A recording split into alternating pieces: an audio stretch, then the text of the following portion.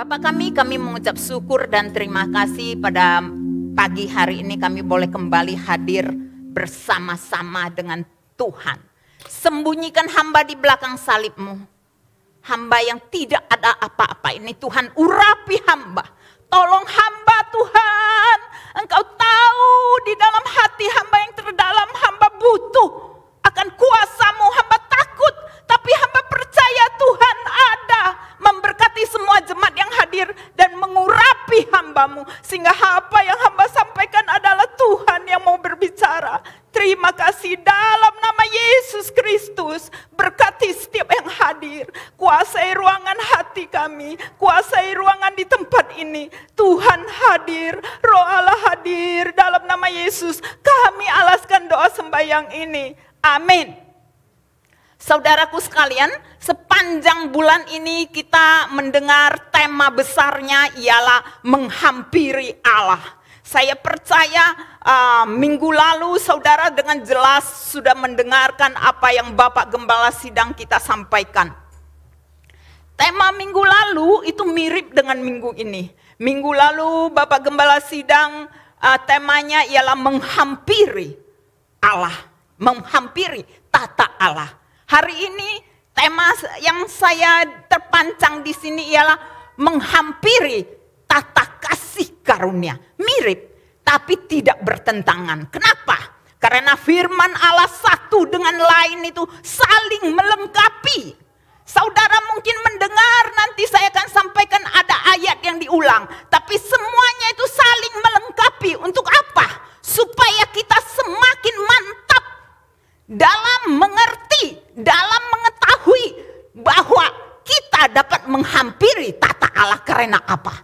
Supaya kita lebih mantap dan semakin rindu untuk datang mencari Allah, untuk menghampiri Allah seperti pada pagi hari ini, ya.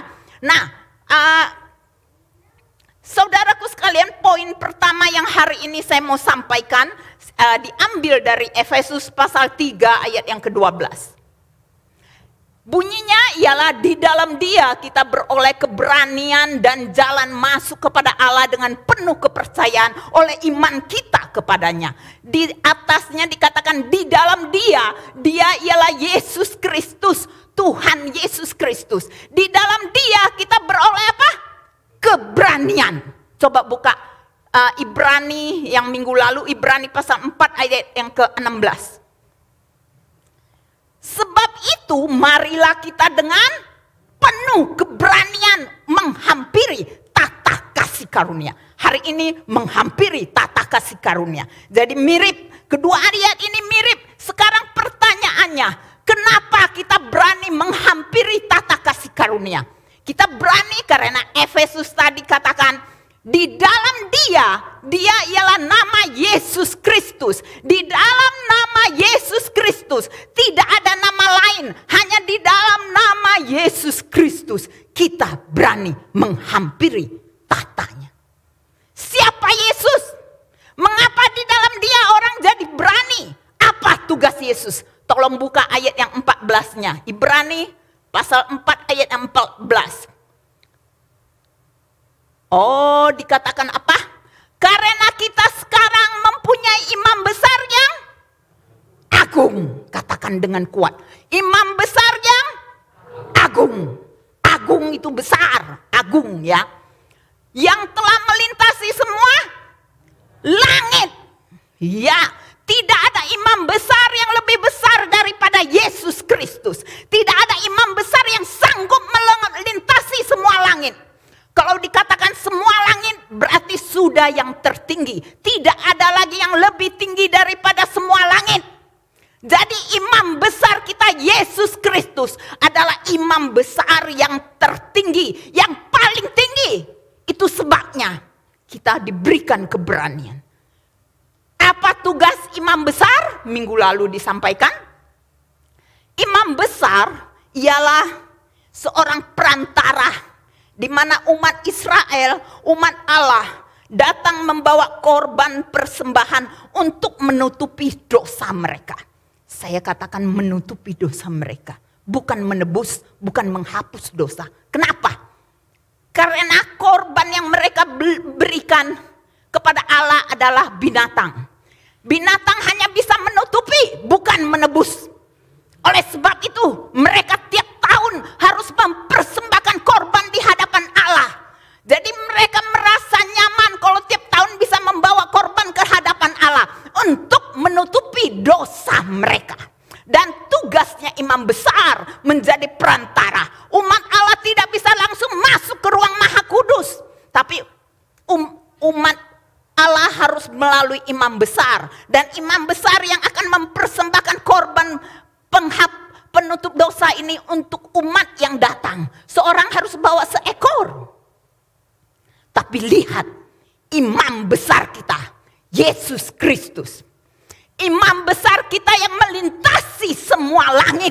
Imam besar yang agung. Dia bukan datang membawa korban ke hadapan Allah. Dia bukan datang membawa korban untuk dipersembahkan. Tapi dia datang mempersembahkan dirinya sendiri sebagai korban di hadapan Allah. Bukan untuk menutupi dosa, tapi untuk menghapus dosa saudara, dosa saya. Menghapus bukan dosa satu orang, tapi menghapus dosa seluruh umat manusia. Itulah imam besar kita yang agung, luar biasa. Dia yang telah menjadi pendamaian, jadi sekali untuk selamanya. Dia mempersembahkan dirinya, menghapus semua dosa manusia, sehingga manusia tidak perlu tiap tahun membawa korban sembelihan lagi. Sekali untuk selamanya. Tidak ada pengampunan dosa tanpa penumpahan darah. Dan darah Yesus yang mendamaikan kita dengan Allah. Darah Yesus yang mendamaikan kita dengan Allah. Darah Yesus yang menghapus dosa umat manusia. Sehingga tahta Allah bukan lagi disebut tahta penghukuman. Kalau saudara datang dan di sini adalah tata penghukuman, saudara pasti takut karena akan dihukum. Tidak ada manusia yang sempurna. Tapi tata Allah karena sudah diadakan pendamaian oleh darah Kristus. Sehingga tata ini disebut tata kasih karunia. Bukan lagi tata penghukuman, tapi tata kasih karunia. Sehingga saudara dan saya diberikan keberanian untuk menghampirinya seperti pagi hari ini. Oleh sebab itu kalau datang ke hadirat Allah dengan sungguh-sungguh, dengan yakin, percaya bahwa Allah, mata Allah melihat hati kalian yang datang. Kalau kalian datang tidak sungguh-sungguh, Allah tahu. Oleh sebab itu saudara perhatikan, saya tidak pernah menyuruh saudara membuka HP untuk membaca Alkitab.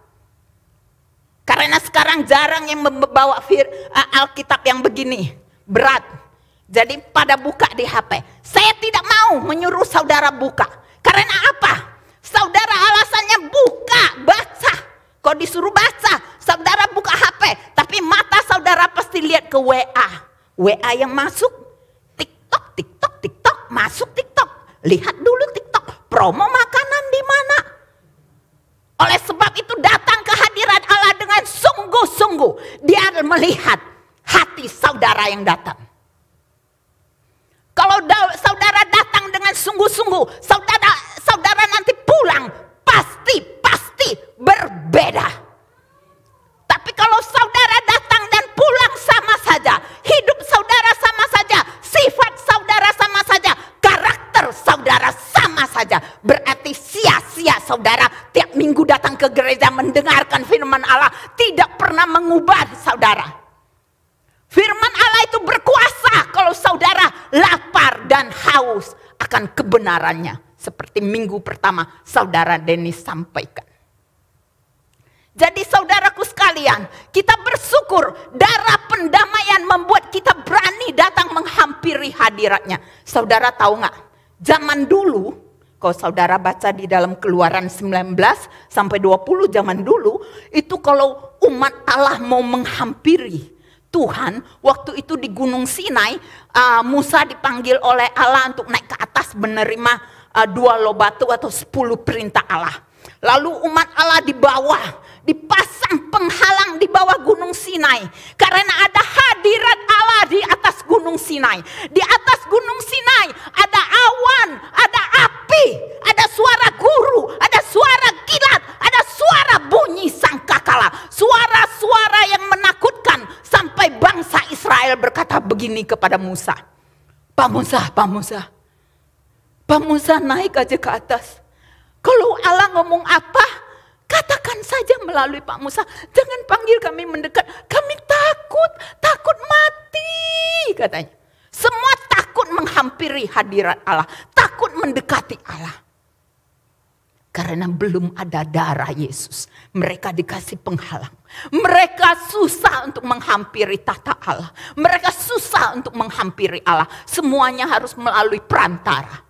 Tapi kita bersyukur hari ini kita tidak usah lagi takut. Kita dapat menghampirinya dengan berani.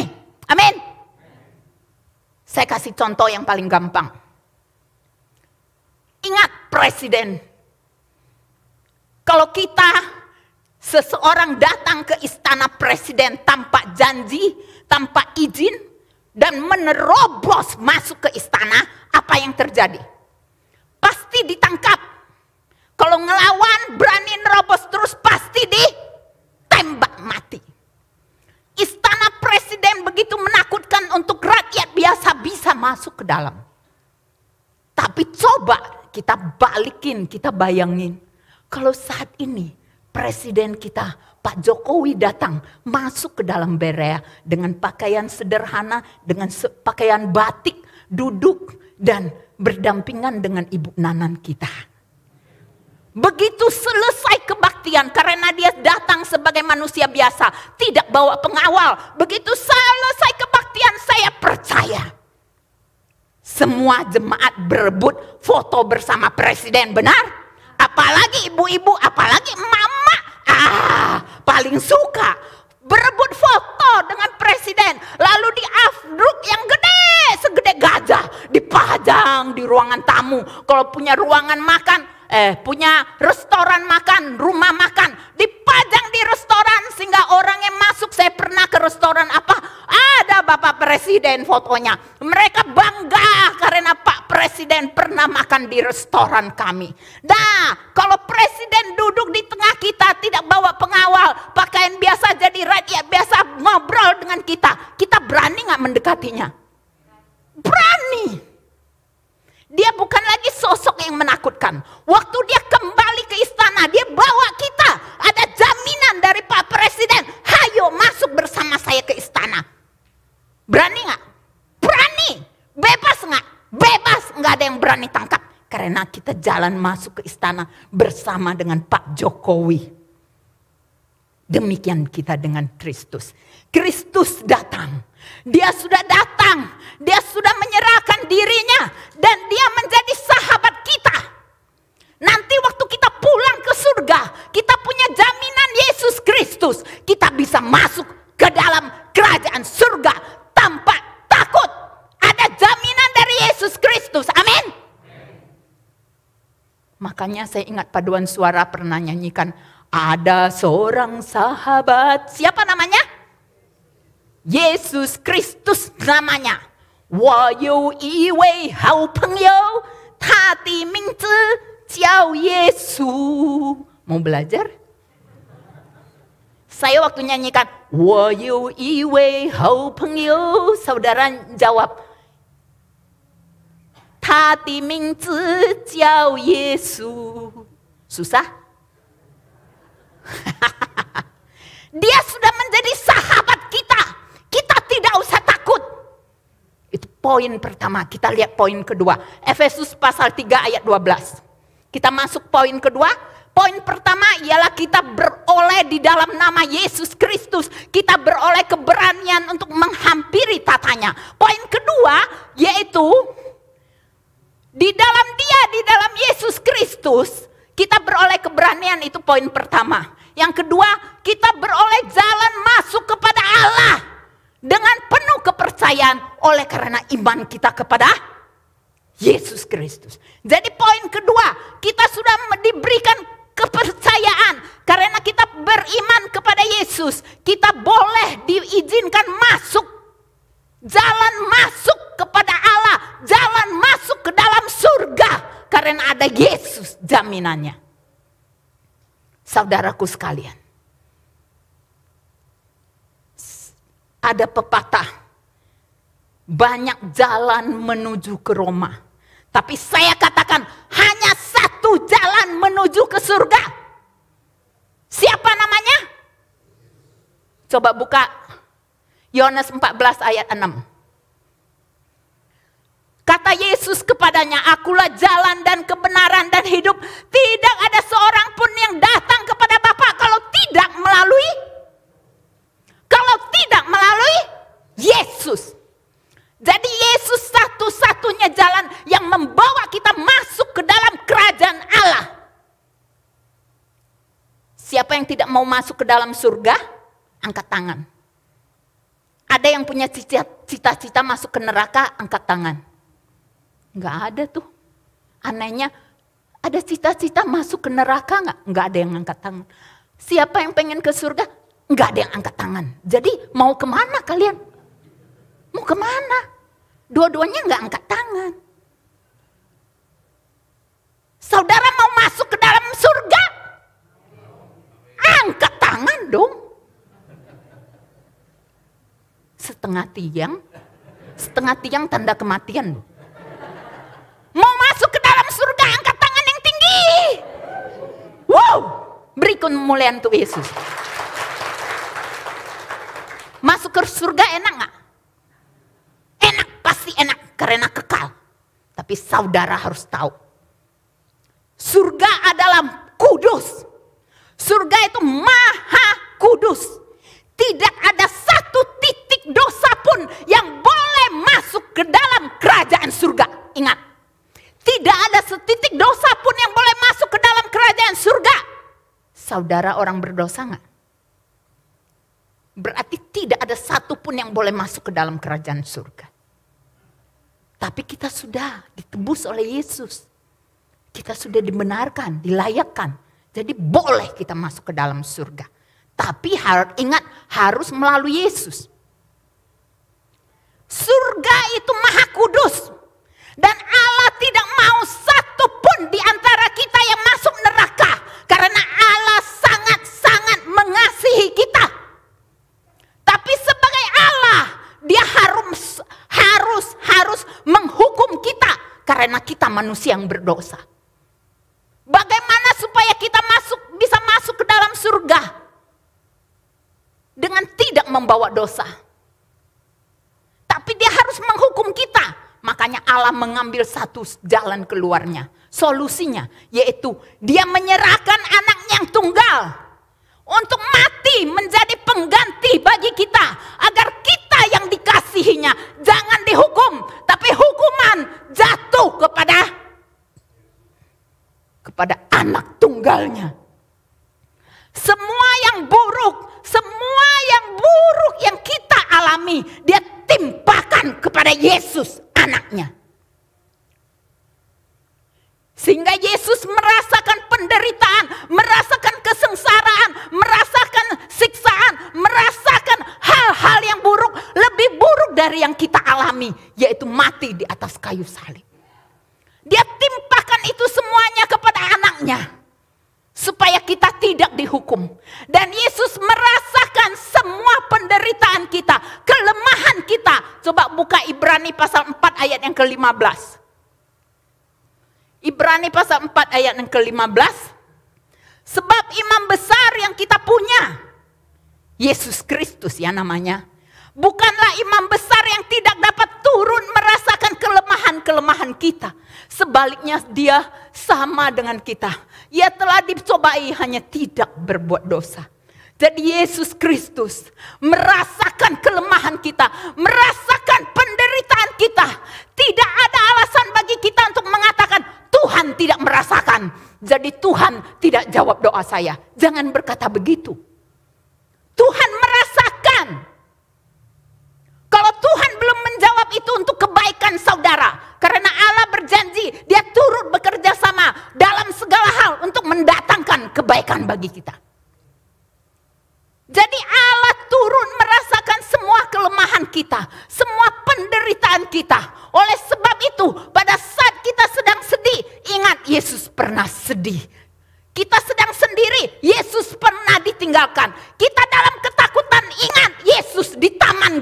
Getsemani dalam ketakutan yang luar biasa. Yesus merasakan semua apa yang kita rasakan. Dia tebus kita dengan darah yang mahal, bukan dengan emas dan perak. Gratis buat kita keselamatan, tapi bukan murahan. Mahal harga yang dia bayar. Oleh sebab itu janganlah kita berbuat dosa lagi. Hargai pengorbanannya. Saya ingat Yohanes pasal 8, tidak usah buka. Ada satu cerita di mana ahli-ahli Taurat dan orang-orang Farisi membawa seorang perempuan yang kedapatan berzina. Dibawa ke hadapan Yesus. Maksud mereka ialah mencoba Yesus. Ahli Taurat berkata kepada Yesus, menurut hukum Musa, perempuan yang kedapatan berzina ini harus dilempar batu sampai mati. Mereka menunggu jawaban Yesus. Yesus tidak menjawab. Tapi mereka tanya terus, lalu Yesus menjawab, siapa di antara kalian yang tidak pernah berbuat dosa? Itu yang pertama kali melempari perempuan ini. Ada yang melempari? Tidak ada. Satu persatu mereka semua keluar. Hingga tinggal Yesus sendiri. Mengapa mereka keluar? Karena mereka menyadari bahwa mereka orang berdosa. Tidak ada manusia yang tidak pernah berbuat dosa. Mereka keluar, mereka menyadari siapa mereka. Yesus tidak berbuat dosa. Yesus berhak untuk melempari perempuan ini. Tapi dia tidak lakukan. Dia berkata kepada perempuan ini apa? Saya tidak menghukum kamu. Tapi ingat, mulai dari sekarang jangan berbuat dosa lagi. Dan perintah itu Tuhan Yesus berikan kepada kita pada pagi hari ini. Kita sudah ditebus oleh darah Yesus. Kita sudah ditebus oleh pengorbanan Yesus. Maka mulai saat ini saudara dan saya jangan berbuat dosa lagi. Amin. Katakan kepada kiri kanan, hey, jangan berbuat dosa lagi.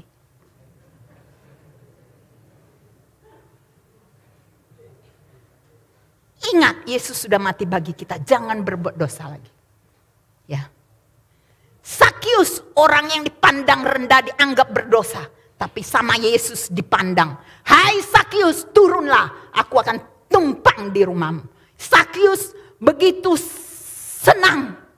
Hatinya begitu sukacita. Dia orang berdosa, Yesus memandang dia. Padahal dia tidak pernah dipandang oleh manusia. Oleh sebab itu dia bertobat. Dia bertobat bukan hanya buka hatinya, tapi buka dompetnya.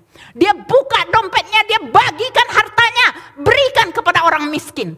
Tapi kita orang yang bertobat, sudah mengaku percaya Yesus, membuka hati, tapi dompet kita tetap tertutup.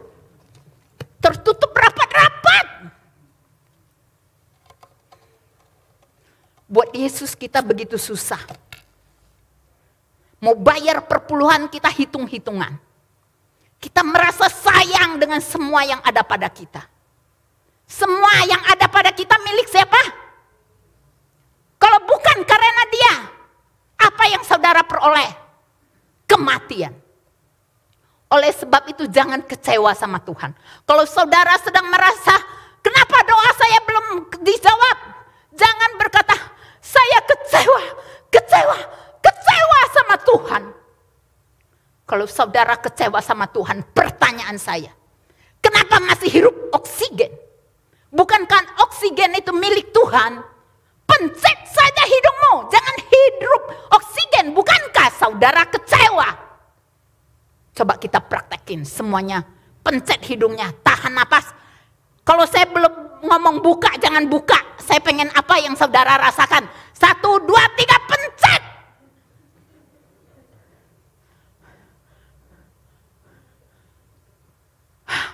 Apa yang saudara rasakan? Hah? Sesak. Padahal nggak semua pencet hidung, tapi bisa jawab sesak. Saudara sesak. Oleh sebab itu Yesus berkata apa? Marilah kepadaku semua yang letih, lesu dan berbeban berat. Aku akan memberikan kelegaan kepadamu. Amin. Beri kemuliaan untuk Yesus.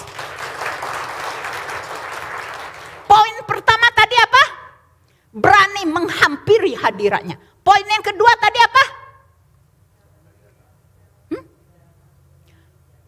Beroleh jalan masuk ke dalam kepada Bapa atau ke dalam rumah Allah. Poin yang ketiga, Roma pasal 5 ayat 1. Bukan ini. Roma pasal 5 ayat 1. Sebab itu kita yang dibenarkan karena iman, kita hidup dalam damai sejahtera dengan Allah oleh karena Tuhan kita Yesus Kristus. Oleh Dia kita juga beroleh jalan masuk yang tadi saya katakan, oleh iman kepada kasih karunia. Dan di dalam kasih karunia ini kita berdiri dan kita bermegah dalam pengharapan dan apa? Akan menerima kemuliaan Allah. Jadi poin yang ketiga saya beri tema. Poin yang ketiga ialah kita beroleh di dalam nama Tuhan Yesus Kristus. Kita beroleh damai sejahtera. Kenapa kita beroleh ke damai sejahtera? Yaitu kita sudah berani masuk ke hadirat Allah. Kita sudah diberi jaminan untuk masuk surga. Tentu saja harus ada damai sejahtera. Masa sih tidak ada damai sejahtera? Status kita sudah berubah. Kita asalnya musuh Allah, seteru Allah. Sekarang status kita menjadi anak Allah. Ahli waris kerajaan surga. Anak Allah menjadi ahli waris kerajaan surga. Kalau saudara bukan anak Allah, jangan harap masuk ke dalam kerajaan surga. Tapi karena kita anak Allah, ahli waris kerajaan surga, maka kita memiliki damai sejahtera. Tapi berapa banyak orang yang tidak memiliki damai sejahtera?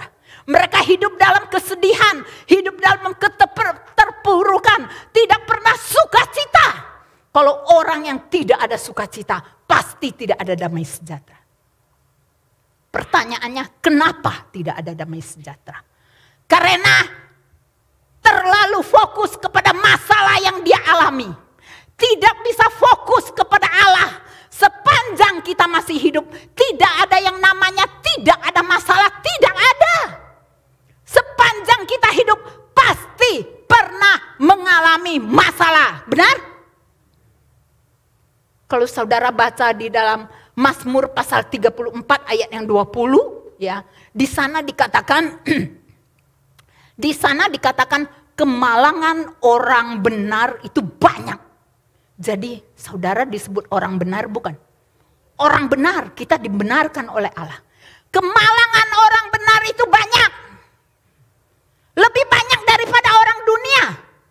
Lebih banyak daripada orang yang tidak percaya. Jadi masih mau tetap ikut Tuhan? Ingat ayat itu belakangnya berbunyi, tapi Tuhan memberikan jalan keluar. Jadi kemalangan orang banyak itu benar, banyak. Tapi Tuhan memberikan jalan keluar. Jadi masalah kita, kemalangan kita ada batas limitnya, ada batas kadaluarsanya, akan berakhir. Dan kita diberikan jalan keluar. Dan kita beroleh keselamatan. Oleh sebab itu jangan takut. Jangan gara-gara kemalangan banyak karena doa belum dijawab, marah kepada Tuhan. Hidup di dalam tidak ada damai sejahtera. Damai sejahtera Tuhan berikan kepada kita. Tuhan sudah menebus kita. Sudah mati bagi kita. Seharusnya kita memiliki damai sejahtera. Jangan kecewa lagi, jangan takut lagi. Tapi percaya terus. Percaya terus. Coba buka Roma pasal ke-8. Roma 8 ayat 18. Ya. Kita lihat apa yang dikatakan oleh Roma 8 ayat 18 dan 19. Pengen cepat tutup? Oh, tidak ada? Roma 8, 18 dan 19. Ya oke. saudaraku sekalian, di ayat itu berbunyi bahwa penderitaan yang kita alami di dalam dunia ini hanya sementara. Bahwa penderitaan yang kita alami di dalam dunia ini tidak sebanding dengan kemuliaan yang akan kita terima. Tuh, sebab aku yakin bahwa penderitaan zaman sekarang ini tidak dapat dibandingkan dengan kemuliaan yang akan dinyatakan kepada kita. Sebab dengan sangat rindu seluruh makhluk menantikan saat kita sebagai anak-anak Tuhan dinyatakan. Jadi kita ingat penderitaan ini sementara. Kita akan kembali ke surga. Mana yang saudara pilih? Sementara atau kekal? Kekal. Oleh sebab itu jangan takut. Percaya bahwa penderitaan ini tidak membawa kita mati dan masuk neraka. Tapi penderitaan ini membawa kita lebih dekat kepada Tuhan. Membawa kita lebih mendekat kepada Tuhan. Membawa kita lebih mengerti bahwa manusia itu terbatas. Oleh sebab itu andalkanlah Tuhan. Andalkanlah Tuhan. Kita terbatas. Kita tak dapat melakukan apa-apa tanpa Yesus. Yesus sudah mati bagi kita. Hari ini kita menghampiri tata kasih karunia-Nya. Kita tutup. Saya ingin membaca satu kali lagi Roma pasal 5 ayat 1-nya sebagai penutup. Roma pasal 5, sebab kita dibenarkan karena iman kita hidup dalam damai sejahtera dengan Allah. Oleh karena siapa? Yesus Kristus. Maka katakan, saya percaya ada damai sejahtera. Jangan dikuasai lagi oleh kesedihan. Jangan dikuasai lagi oleh masalah kita. Fokus kepada Allah. Percaya masalah kita akan kadaluarsa. Akan berlalu. Tapi bersama Tuhan. Masuk ke dalam surga. Maka ada kekekalan di sana. Amin. Jangan takut karena Dia adalah sahabat kita. Tadi Pak Randy sudah bawa pujian, Dia adalah sahabat kita. Wo iwei hao pengyou, siapa namanya? Yesus Kristus. Tati mingzi jiao. Yesus. Yesus, itulah Yesus. Bangkit berdiri. Saya mau berdoa untuk saudara. Saudara yang merasakan ada beban berat, serahkan itu kepada Tuhan. Percaya Yesus akan menolong kita. Masalah boleh banyak, tapi Yesus berjanji memberikan kepada kita jalan keluar. Bersama Tuhan kita sanggup melakukan perkara besar. Bersama Tuhan dapat kutanggung segala perkara. Haleluya Yesus. Engkau melihat hati setiap jemaat yang datang. Engkau melihat hati mereka yang rindu akan hadirat-Mu. Engkau mendengar doa seruan mereka. Apa yang mereka doakan. Apa yang mereka rindukan. Doa yang belum terjawab. Bahkan sakit penyakit. Tuhan, Engkau tolong. Engkau tolong berikan kekuatan iman. Biar kami tetap percaya bahwa di dalam Yesus pasti ada jawaban. Oh, terima kasih Tuhan. Ajar kami untuk menghampiri hadirat-Mu dengan tidak takut. Ajar kami menghampiri Engkau dengan penuh keberanian. Ajar kami memiliki damai sejahtera Allah. Terima kasih Bapa. Dalam nama Yesus, hamba mengucap syukur dan hamba alaskan doa sembahyang ini. Bersama-sama kita katakan amin.